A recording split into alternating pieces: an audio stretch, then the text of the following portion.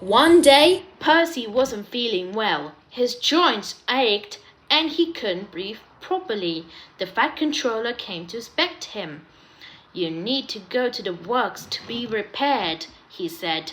"I'll have to get another engine to do your work until you're better."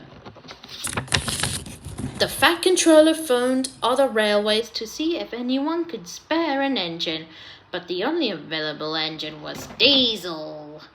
The Fat Controller didn't want to use Diesel because the last time he had worked at his station, he had caused so much trouble that he had been sent away in disgrace. But as no other engine could help out, Diesel had to do. The next day, Diesel came to the station to collect the troublesome trucks. Thomas was not happy to see him because Diesel had played so many tricks on him before. "Take these trucks to the harbour," Thomas said, "but don't play any silly tricks," he warned him. "Yes, Thomas, of course I won't play tricks. I'll do whatever I'm told," Diesel said slyly. The troublesome trucks teased Diesel. "Yes, Thomas, of course I won't play tricks. I'll do whatever I'm told," they said in Diesel's voice. Diesel was angry. "I'll teach you," he roared and bumped into them roughly, sending them flying into a siding. The trucks crashed through the buffers and slid off the track. Diesel hadn't meant the trucks to crash. He had only wanted to scare them, but he still wanted them to do as they were told. So he said, "That will teach you to laugh at me." The Fat Controller was disappointed with Diesel. "You will go back to the other railway as soon as I can arrange it," he said sternly. "I won't have trouble on my railway." After such a severe telling off, Diesel was glad to be going home. A few days later, Daisy was going up a hill when she felt something splash against her wheels. When she stopped at the next station, she felt hot and her joints were stiff.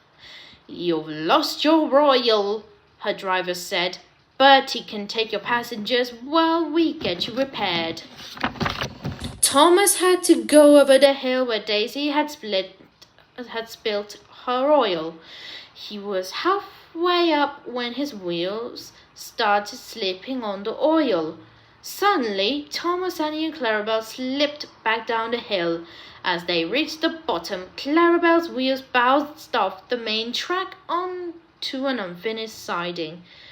Her front wheels fell off the end of the track and sank into the mud. Thomas was left stranded across the main track. Diesel was at the next station, waiting to go home. He laughed when he heard what had happened, but then he realized Thomas was blocking the track so he couldn't get past. "Bother!" Diesel said crossly. "I'll have to help Thomas or I can't get home." Workmen cleaned the oil off the tracks. Then they put sand on them to help Diesel grip them. Diesel moved slowly forward and was coupled to Thomas. Wooden railway sleepers were put on the Clarabelle's wheels so she could be pulled back onto the rails. "Thank you for coming to help, Diesel," said Thomas. "We could have been stuck here all day." Diesel gripped the sanded rails and pulled with all his strength. Slowly and carefully, he pulled Thomas, Annie, and Clarabelle back onto the main track.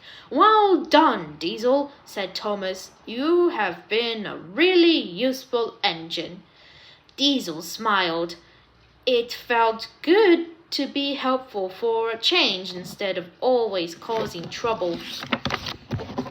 Diesel carefully pulled Thomas, Annie, and Clarabelle over the slippery hill and onto the Fat Controller station. "Good work, Diesel, said the Fat Controller, you've been so helpful today that I am happy for you to come back to work at my station. Diesel smiled. He was pleased that he was going home, but he was also glad that he could come back again to work for the Fat Controller.